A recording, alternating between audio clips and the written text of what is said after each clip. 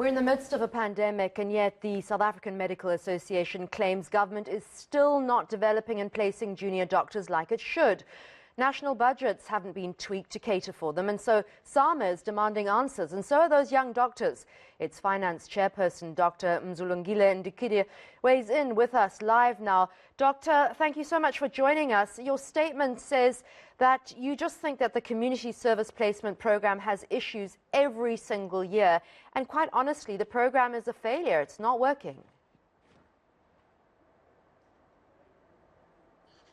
Yes, thank you very much, Annika, and good morning to you and good morning to the viewers.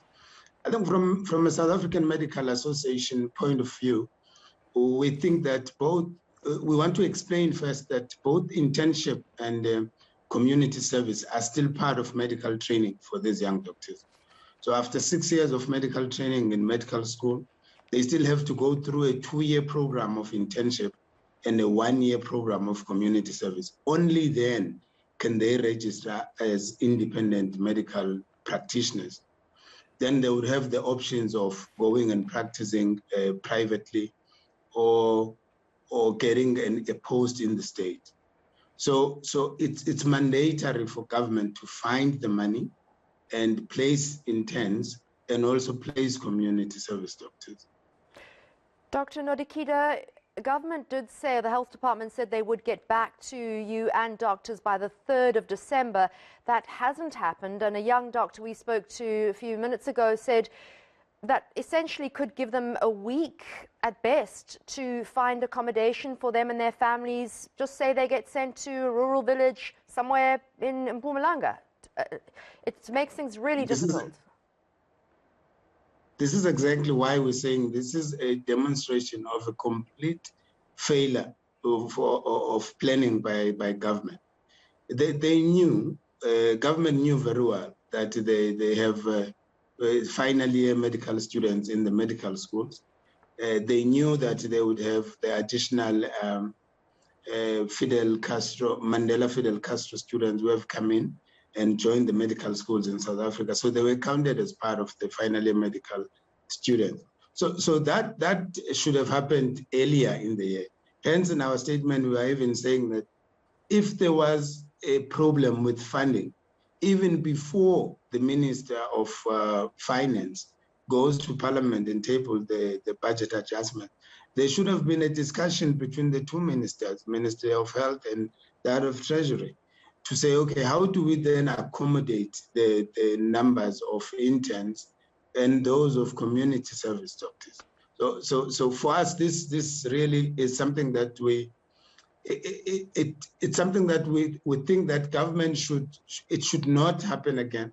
And we're giving government up until the 16th of December to get their house in order, or then we will approach the courts. There are unverified reports that most of the interns have been placed. We will be having a meeting late this afternoon to just verify those. And then we'll look into the case of community service, because it's also part of the statutory requirements by the government. Doctor, do you think it's time perhaps that community service be withdrawn as compulsory and rather have medical officer posts in the public sector? Look, there are benefits with community service. I can tell you now, Annika, that there is no price, money, that you can put on a community that has never had a doctor, a community health center in some rural areas in South Africa that has never seen a medical doctor before. And due to this process of ComServe, they then get to have a doctor. This is, if you put it in context, it's even worse in this time of COVID, that those patients need somebody who's got the skills to resuscitate, to intubate, regardless of where they are in the country, so that when they are transferred to the higher level of care, at least there's something has been done at that level. So there are quite a lot of benefits for having the community service program, because it at least gives communities that do not have access to medics that particular access. So it was not a bad policy decision by government to have community service, but it's how we're managing it. And we really cannot be having the same discussion every year.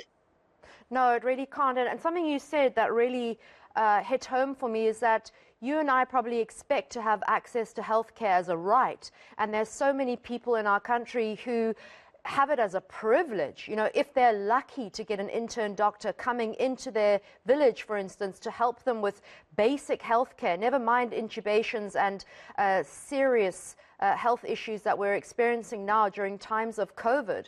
And I would say that there's huge pressure on the medical fraternity right now, and we need those extra hands.